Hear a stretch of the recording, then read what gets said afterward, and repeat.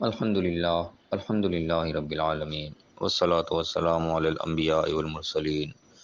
اعوذ باللہ من الشیطان الرجیم بسم اللہ الرحمن الرحیم رب اشرح لی صدری ویسر لی امری واحلل عقدۃ من لسانی یفقہوا قولی واجعل لی وزیرا من اہلی۔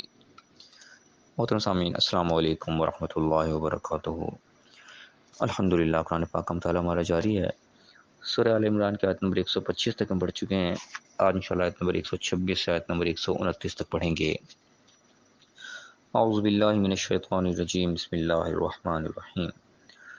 وما جعلہ اللہ الا بشرا لکم ولتطمئن قلوبکم۔ اور اللہ تعالیٰ نے اس چیز کو، اس مدد کو جو تمہیں وہ خوشخبری سنائی، وہ تو صرف تمہارے لیے خوشخبری ہے، ورنہ تاکہ تمہارے دل جو ہے وہ اطمینان پکڑے رکھیں۔ ومن نصر الا من عند اللہ، اور مدد تو حقیقت میں صرف اللہ کی طرف سے ہوتی ہے، العزیز الحکیم، جو غالب اور حکمت والا ہے۔ کل کی جو ہم نے آخری آیات پڑھی تھی، اس میں تذکرہ چل رہا تھا جنگ بدر کے حوالے سے، کہ اس میں اللہ تعالیٰ نے مسلمانوں کو حوصلہ دیا، چیخا کہ تم حوصلہ مت ہارو، یعنی کہ مسلمانوں کے ساتھ کمزور تھے مسلمان، اور ان وقت پہ لوگ کچھ ساتھ بھی چھوڑ گئے تھے، تو اس میں یعنی کہ لوگوں کے دل تھوڑے سے حوصلے پست ہو رہے تھے، تو اللہ تعالیٰ نے ان کے حوصلے بڑھانے کے لیے ان کو خوشخبری دی کہ تم گھبراؤ مت، تمہارے 3,000 فرشتوں سے اللہ کی مدد آ رہی ہے، اس کے بعد پھر 5,000 فرشتوں سے اللہ کی مدد کا اللہ نے وعدہ دیا۔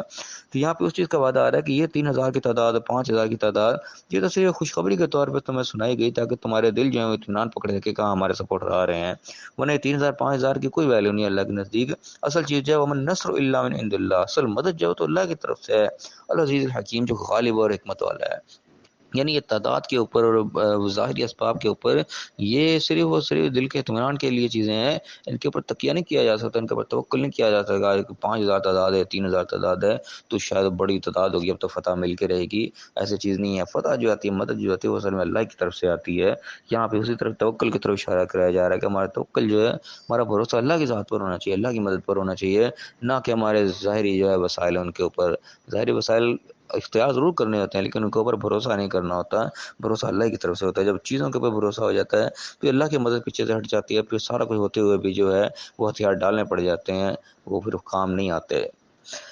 تو میں کہ لیقطع طرفا من الذین کفروا او یکبتهم فینقلبوا خائبین،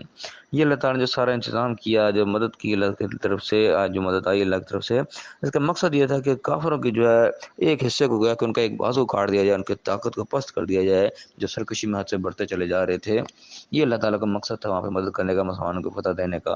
او یکبتهم، یا پھر ان کو ایسا ذلیل رسوا کر کے واپس پلٹے، فینقلبوا خائبین، تو ذلیل رسوا ہو کر، ناکام ہو کر جائیں، واپس پلٹ جائیں۔ یعنی کہ جس زوم میں وہ چلے آ رہے تھے اپنا بڑے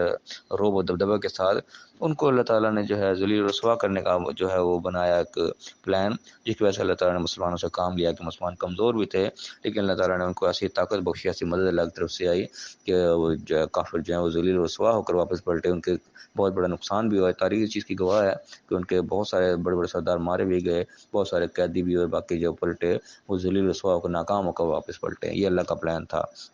تقریباً ہر معاملے میں اس طرح ہوتا ہے، اللہ تعالیٰ کہتا ہے کہ وَمَكَرُوا مَكْرَ اللَّهِ، لوگ اپنا پلان کر رہے ہیں، اللہ تعالیٰ اپنا پلان کر رہا ہوتا ہے، وَاللَّهُ خَيْرُ الْمَاكِرِينَ، اللہ تعالیٰ سب سے بہترین پلان کرنے والا ہوتا ہے۔ تو یہ بار بار جو آیات اس قسم کی آتی ہے، اس میں بھروسہ اللہ کی طرف، توقع اللہ کی طرف جو ڈالا جاتا ہے، کیونکہ یہ مقصد ہوتا ہے کہ اللہ کی اپنی پلاننگ چل رہی تھی، انسان بظاہر اپنی چیزوں پہ چل رہا ہوتا ہے، لیکن اللہ تعالیٰ بھی ایک اپنا پلان چل رہا ہوتا ہے، وقت کے ساتھ ساتھ جو لوگ جس لیول پہ کام کر رہے تھے اس کے مطابق اللہ تعالیٰ ان کے ساتھ معاملہ کر رہا ہوتا ہے۔ تو اصل بھروسہ ہمارا اللہ کے اوپر رہنا چاہیے۔ پھر فرمایا کہ لیس لک من الامر شیء، تمہارے ہاتھ میں کوئی چیز نہیں ہے اس معاملے میں، اس معاملے میں تمہارا کوئی اختیار نہیں ہے۔ او یتوب علیہم او یعذبہم فانہم ظالمون، اللہ تعالیٰ چاہے ان کو معاف کرے، ان سے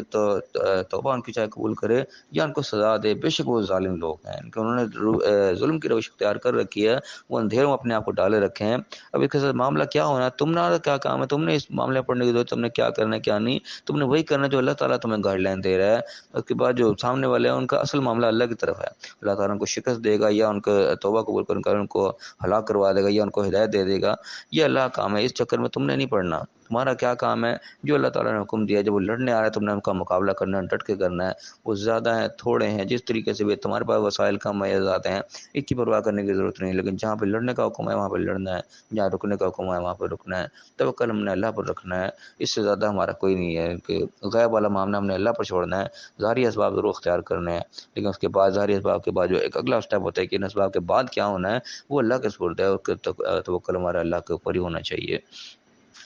وَلِلَّهِ مَا فِي السَّمَاوَاتِ وَمَا فِي الْأَرْضِ، آسمان و زمین میں جو کچھ ہے سب کچھ اللہ ہی کا ہے۔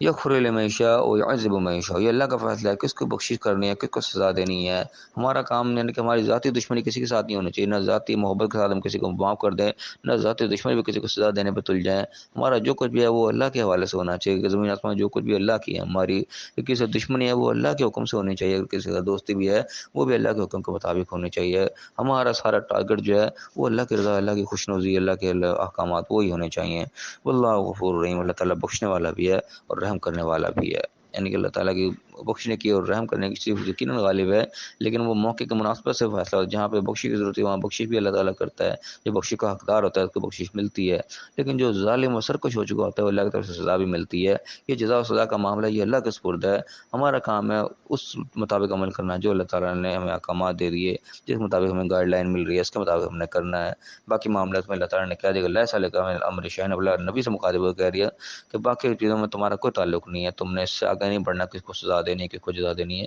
سزا جزا اللہ کے اوپر ہے، اللہ تعالیٰ جس کو چاہے توبہ اس کی قبول کر لے، جس کو چاہے سزا دے۔ کہ پس منظر یعنی کہ مختلف علماء بیان کرتے ہیں، مختلف مفسرین مختلف کی تفسیر بیان کرتے ہیں کہ کیا ہوا تھا کیا نہیں ہوا تھا، لیکن ہمیں جو ظاہری آیات جو ہمیں بتا رہی ہیں وہ یہ ہے کہ ہمارا توکل بصورت اللہ پر ہونا چاہیے۔ کسی کو سزا جزا، کسی کے ساتھ دشمنی یا دوستی وہ ہماری اللہ کے حکم کے مطابق ہونی چاہیے، ہمارا ذاتی معاملہ اس کے اندر نہیں ہونا چاہیے۔ کہ اللہ نے پھر مزید آگے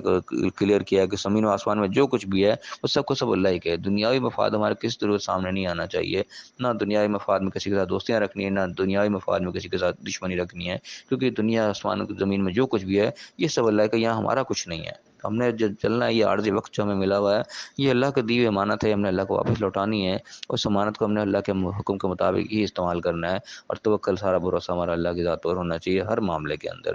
اللہ تعالیٰ ہمیں صحیح سمجھنے صحیح عمل کرنے کی توفیق عطا فرمائے اور دنیا آخرت دونوں جگہ کامیاب فرمائے، آمین۔ وآخر دعوانا الحمد للہ رب العالمین۔